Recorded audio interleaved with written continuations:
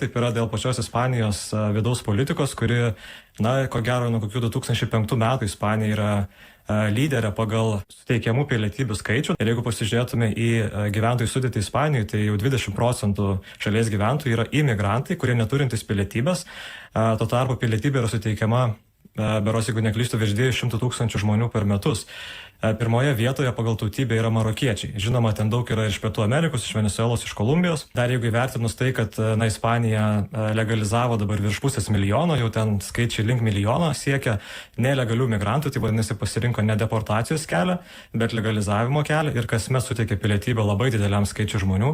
Tai reikia pasakyti, kad tie žmonės tampa vienos iš ES šalių piliečiais.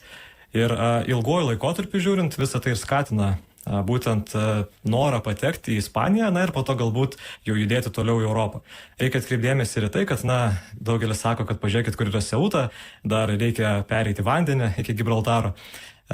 Bet čia pati istorija, kaip Ispanija tvarkosi su tokiais atvejais, rodo, kad pavyzdžiui prieš kelis metus nemaža krizė buvo Kanarų salose, ir ten pastoviai Kanarų salos susiduria su nemažu skaičiu nelegalių migrantų.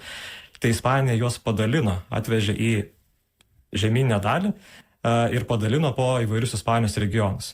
Ir taip pat buvo ta šalis, kuri viena aktyviausiai palaikė dabartinį migracijos paktą, kuris sukuria tą pasidalinimo mechanizmą po ES šalis. Tai reikėtų visą tai vertinti, kad Ispanija šiuo metu yra labai palanki šalis migrantams, ilgojo laikotarpį siekiantiems gauti ES šalies pilietybę arba bent jau leidimą gyventi.